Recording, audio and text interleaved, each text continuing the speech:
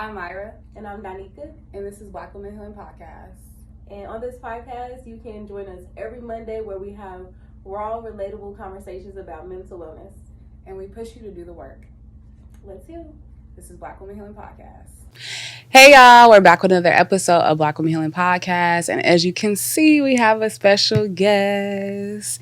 And for one last time, we're going to hit y'all with a quote. We ain't going to do quotes for a little minute. But so my client was in conversation with me about grief.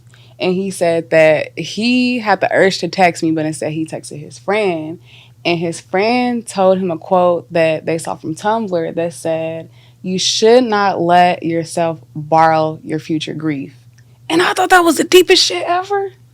Do you know how to write that down? I was like, say that slow and let me write that down. I know. It's when I'm still like, okay, hold on. Yes. Let's bring it back. So what did he say? You should not let yourself borrow your future grief. Because oftentimes when we think about anxiety, it's oftentimes tied to the future and all the like what ifs. Mm-hmm. So you're literally borrowing grief from your future self. And I was like, damn, I want to focus on the grief of my present self.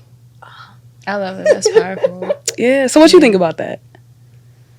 Man, I think a lot of the times, the only times I'm ever unhappy is when I'm thinking about the future or the past. Mm-hmm. Like, you know, it's pretty cliche, but what they say is true. When you're in the moment, like, you're happy, you're in the moment. Yeah. Yeah, I agree. Yeah, that present moment piece is huge. It's hard, though, you know, and I think that those reminders, especially from, like, our friends and people around us, when we have that, is nice. So, yeah, shout out to your client's friend. Yeah. It hit for you. You wrote that down. It did, because I feel like I've been getting pulled into so many spaces to talk about grief. Like, I got asked to be on a panel to talk about grief. A lot of people have been using Senses of Self, my journal, to talk about grief. Yeah. And so I'm like, what is happening here? And so it's been pushing me to think about what are the different ways in which we grieve outside of death. And then also, how do we push ourselves to grieve, right? Because sometimes I feel like we pull grief in when we don't really have to. Oh, absolutely. Like, as soon as something happens, everyone's always like, okay, you're going to go through the grief process or the grieving process. But sometimes you don't go through it, or at least the way that people think you're supposed to, you know? Right. And sometimes we do push that on people. So I agree. Yeah, there have definitely been situations where, like, people are like, oh, you're grieving. And I'm like, I'm good. Like, I personally, like, dealt with it a while ago, but I'm left feeling guilty because I feel like maybe should I have grieved a bit more? Like, did I get over it too soon? So I definitely resonate with that. Yeah. It just looks different. And I think that's why the present moment, like you said, you're happier when you're just, like, in the present moment because you're not forcing anything. Yeah. And, like, if you do have other feelings, it happens and it comes as it's supposed to, you know? Yeah, it's I think too, grief, as you're talking about it, a lot of times we talk about death, but how you're talking about it, and I get it, it's not just death. It's like any transitions, any loss, anything. It's like you could grieve yesterday. Like, I had fun at the club last night, and I can say I am grieving the fact that I don't know if I'm going to experience that again. I don't know if I'm going to have that much fun again with those people, right? Like, that is also grief. But again, I feel like sometimes we call in grief when we don't need to. Because I don't have to grieve that. Instead, it can be like, dang, I had so much fun. I'm glad I took pictures. Because like you, I take pictures, not to post, but sometimes I like to print them out and, you know, scrapbook them. Or I'm a keychain person. I like to, you know, print the stuff out, whatever. But, yeah. It's the memory. Love that. You was there. You did that. And now you're here. And I'm sore. So anyway, let's jump into the episode. Who do we have, Danica? Okay, so as you all can see, we have a beautiful special guest, which I know me and Myra were super excited about. But so this is Toni Mundo. I don't know if we asked your pronouns. She, her, hers? She, her, hers. Okay. Yeah. Toni Mundo is the bilingual rapper, the byproduct of a Black and Mexican upbringing. She is a natural poet and storyteller since birth. Mundo writes rhymes that speak to her trials, tribulations, and triumphs. When she's not in the studio, she's out in the South Central community, dedicating her time and passions to Black and brown youth. Yeah. I'm here for all of this. Me too. Me too. This is beautiful. And so, I mean, we have a lot of questions, so we're gonna get straight into it. So tell us about your journey in becoming an artist. Oh man, so I think I came out the womb a poet. Like I was bullied since a young age, and I was always feeling different. So I would always I also spent a lot of time by myself, like isolated. And it had its downfalls, but I think the greatest thing that came out of it was it empowered me. Like I used to have these little like mini talent shows of one where I would be like, I was like 5 years old, and I was like, yeah. I've always been a writer. I've always been a poet. I think my journey into like rap artistry only came about a year and a half ago. I never considered myself a rapper. I didn't understand until a good friend of mine told me like 2 years ago, like, yo, you're high-key a rapper. You just got to find your cadence and get in the booth. So about a year and a half ago, maybe 2 years, I was just in think of like the worst time in your life when you're like really going through it. I was in a homeless shelter. I was pregnant. I was going through a lot, and I just was so angry and frustrated and grieving. And so I decided to write on my bed. And one weekend when I got a free weekend to go away, one of my homies was in the studio, and he was like, hop on. And I was like, nah, I'm not a singer, rapper. I tried to sing. That didn't work. Like the notes were just not hitting. So he was like, maybe you could like rap it a little bit. So it started as like a spoken word type thing, but then he put a beat to it, and I was like feeling it. And then like I just started crying, and like the emotions just started pouring out. And I didn't have anything to read or on me, so I was reading the poems that I wrote in the homeless shelter, and that actually became my first music project called Real Thug Show Love. So that was I think it's coming on a year from the listening party. So that was the first music project, and that was like completely coincidental. I never had the intention of like, oh, I'm gonna be a rapper, which a lot of people do. So I think it was just like a beautiful, slow, purposeful journey. Yeah. And for me, rap is just, it's therapeutic. Being in the booth is therapeutic. I don't always have a lot of pressure on myself when I hit the booth. Like, oh, I got to come out with a single. Sometimes it's just to vent, like whatever emotion that I'm feeling. And fun fact, I can't write just about random stuff. Like I have to be moved by an emotion, and then I go on from there.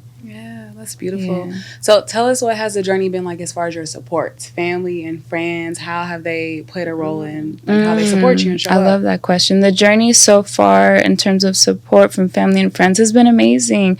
I mean, just like with anything else in life, with any passion you have, if you have good people around you, they're going to support you. Yep. It helps that my music is like pretty good. You know, I think one of the reasons why I have such a strong support base is because I'm bringing in the bilingual rap. I think it's nothing that's new to the rap game, but it is. There aren't many people out there that do it in the way that I do. I'm rapping about real. Can I curse on here? Yes. Okay, just checking.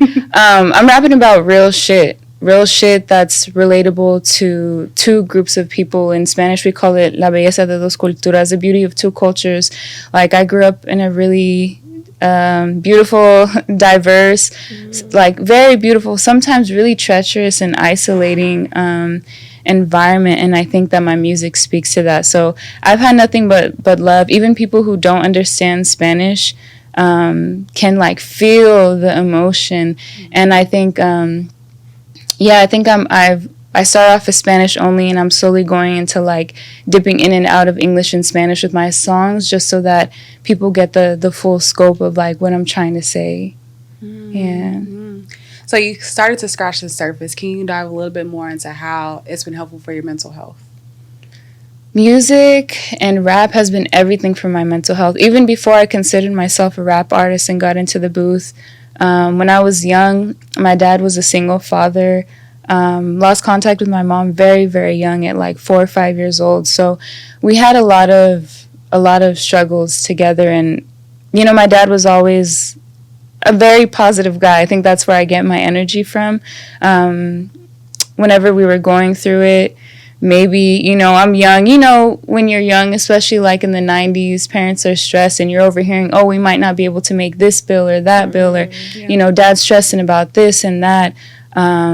Those were just things I overheard. And so when we would hop in the car, he would just turn on Tupac. You know, he would turn on Tupac. He would turn on, like, the Dog Pound. Do any song stand out for you? Like, when you Oh, said Tupac, man. like, what song comes to Dear mind? Mama, he used to blast yeah. that shit, like, so loud. And he would play it over and over again. Fat Joe, like, just so many. I could go on and on. Outkast, like, you know, those... Man, it seems like I'm gonna feel old, like back in the day, you know, and they had the CD, like the CD holders, and they were just like busting open, like you couldn't even close that, John. He had like so many of those in his car. Like I remember one that was this thick, and he would just, it was just such a great time. Like we were struggling, but to know that on the weekend or the end of the day, he would let me flip through like all those R&B, hip hop, rap covers. That was just everything to me. So. Yeah, rap has always played a really integral part of my mental health. Is there an artist that kind of comes to mind that you listen to now where you're like, when I'm having a day, I'm blasting this shit. Like, I have to listen to this to vibe out to? Oh man, that's really hard. I think people wouldn't expect it because I listen to a lot. I listen to a lot of trap music. I also speak a little bit of French, a little bit of Japanese, and so I try to gain inspiration from like French rap and Japanese rap, Vietnamese rap, like Creole rap. Listen to a little bit of everything, but I think at the end of the day, I'm a true 90s baby because I think 90s, early 2000s, it'll always have like Who Can I Run To? SWV. That's one of those, like, when I'm really going through it, I'll put it on repeat. Who can I run to? And I just, you know, so that's one. Or anything Aaliyah, At Your Best, You Are Loved to Remember. Yeah, so many I can think of. Like, music is everything. Music is mantras. I always tell my students this, like, be careful what you listen to because that's the life you're going to lead.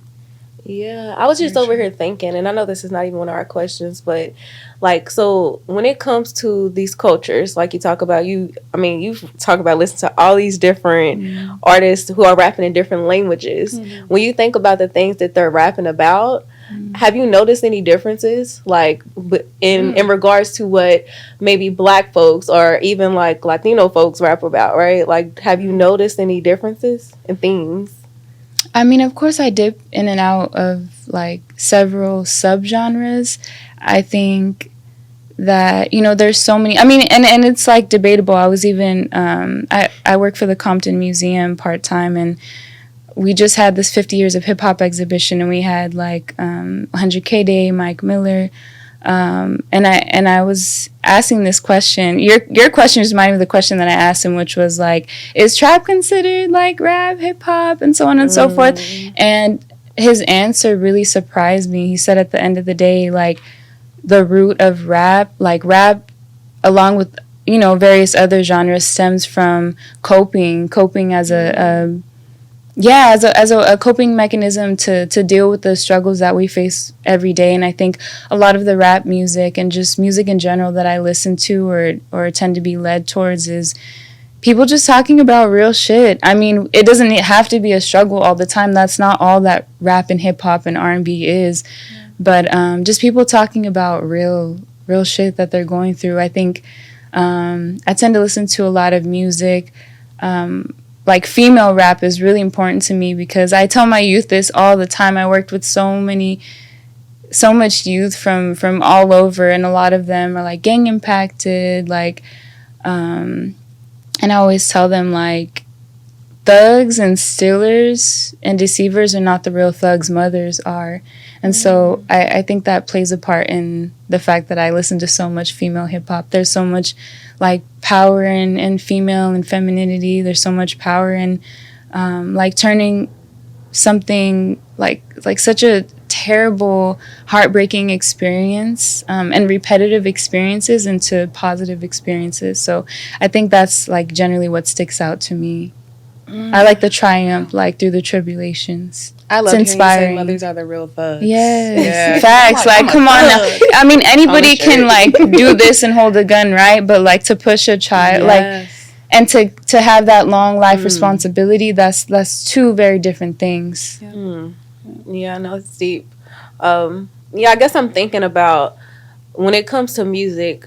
I forget what this when it happened with me, but basically I listen to a lot of Afro beats, and in Afro beats, like the music, people are like, what are they even talking about? How do you know what they're talking about? A lot of times they just talking about like living life and just like having fun. Like a lot of their music is just repeats really the same thing, dancing, just drinking, celebrating, right? But I feel like when it comes to more like this Black American culture, our music is very different. Yeah, we talk about fun stuff, but a lot of it is more of like these art experiences, you know? And so I guess that's what made me like kind of think about like, what do you think about like these different folks rapping in different languages? Are they rapping about food? Are they rapping about clothing? Or like, you know, like what is it, if there's any differences? Yeah, absolutely. I mean, and as we know, that's just a result of like being brought here and not having a choice. Like we couldn't even speak. Yeah, how about that? Yeah. A lot of the times, I mean, the first Black poet was like 13. I forget her name, but she would have she would have, we already know what would have happened. So that didn't get published until like hundreds of years later. So I just think about that definitely played a role. Yeah. Wow. Yeah. I watched this interview with Vince Staples. It was like a little clip, and Vince Staples is hilarious, right? But basically Vince Staples, he kept getting the question, when did you fall in love with rap, right?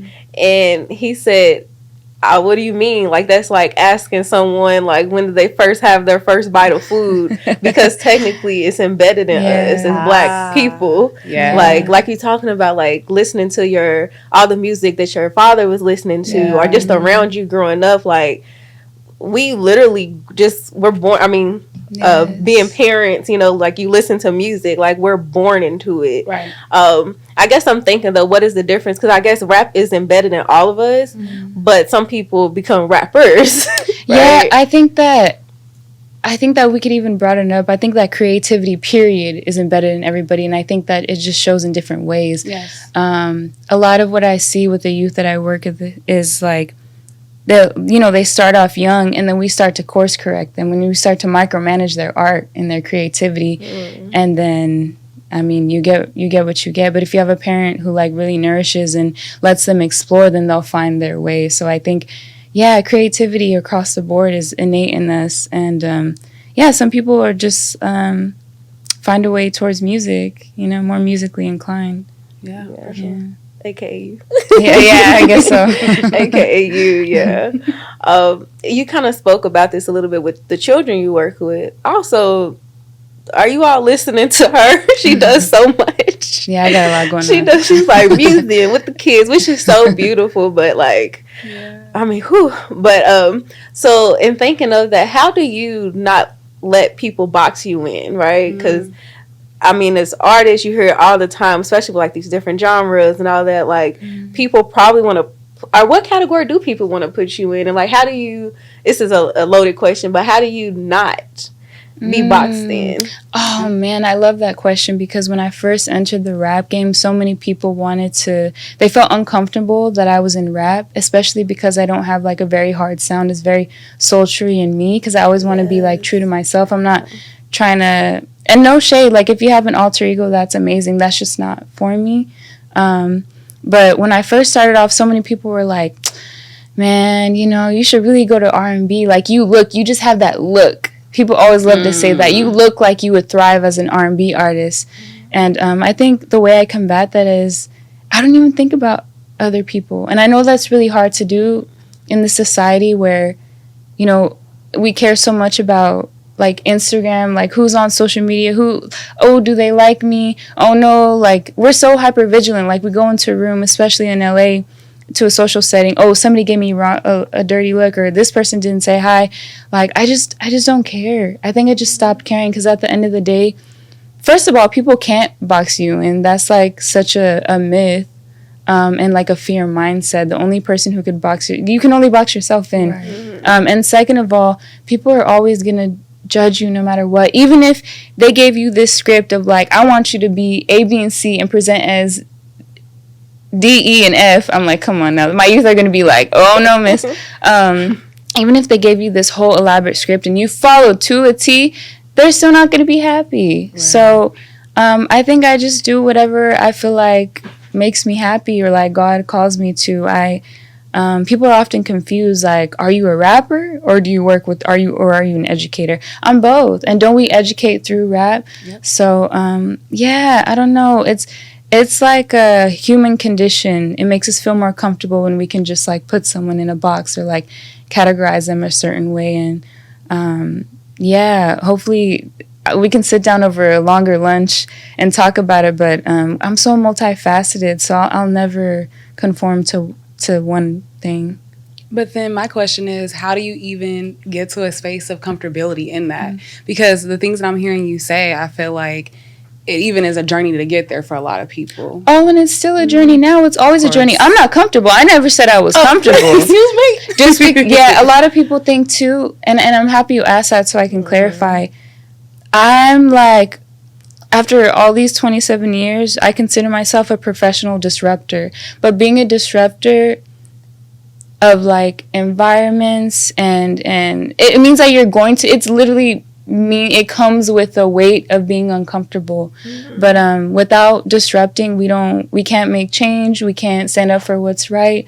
So I'm often uncomfortable. Like, I got mad anxiety, yo. Like, sometimes when I walk into a room and I'm the only one who feels a certain way or has a certain thought, like, I got like sweaty armpits. And you can't see because I got a black shirt. So it looks like I'm confident, but I'm not. But at the end of the day, it just depends on what your priority is. And my priority isn't being liked. It's being able to sleep at night, I guess. Yes. Yeah, like authenticity is uncomfortable, or it can be. Yeah. And a lot of times we don't talk about that. People always are like, oh, yeah, if you're your true self, everything's going to feel good. But it's not true. You're literally fighting against the grain every day. Yeah, especially with like authenticity, and also like vulnerability is a huge one, because if you follow my Instagram page, like, I'm such an open book in person, on social media. Like, I don't care. I'll tell you what you want to know. I'm gonna tell you about all my mistakes that I made, how I've grown from them, what I'm still working on right now. And a lot of people are uncomfortable by that because they're not comfortable themselves. So me sharing openly makes them uncomfortable. Like, I've literally had friends that I've had to slowly phase away from because they're like, oh, you posted this on your Instagram. Like, that's weird. Like, don't you feel weird? No, girl, that's just you. You definitely projecting right now because I'm good, or else I wouldn't have put it on the internet for the whole world to see. Yeah. So I'm good. Yes, I love that. I love that you are standing in the truth, no matter how hard it is, no matter if you're having to distance yourself from people who don't belong there. Right. Yeah, like, I think as you were talking about, like, the piece of people, you can only box yourself in. No one else can. It made me think about how a lot of times we don't understand things, and they're not meant to be understood all the time. Right. Like, we're trying to, like you just say, people are like, are you an educator? Are you a rapper? Like, it's because people want to box you in so they can understand you better, but everything is not supposed to be understood. Right. And then on the flip side, too, it's like sometimes we have such anxiety around wanting people to understand us, and we'll chase and chase and chase. So, and it's like, it's okay. They don't have to understand. We don't have to understand, and they don't have to understand. The people that see it, they'll just gravitate towards you. Yep. Yeah. So, I mean, as we wrap up, I feel like we've talked about a lot of different things, and we can talk all day. Right. Definitely. What would you say are some takeaways that you would have for our audience? It could be anything that you feel that you want to say right now. I mean, as you've learned, authenticity is a huge one. Vulnerability. I would say that life is too short to do what you want to do, to follow your passions, and to actively practice not caring about what other people say. Because if you spend 50, 60, 70, 80, 90 years worrying about what other people say, you're going to be on your deathbed and be thinking like, dang, I wish I had followed my dreams. Instead, what do I have? Those people probably don't even think about you anymore or really even care. Right. So I would just say find your passion and stick to it. Yes, I love that. And so we want to thank you for coming and joining us today. Yes, thank you for having me. Yes, and that is it for this week's episode of Black Women Healing Podcast.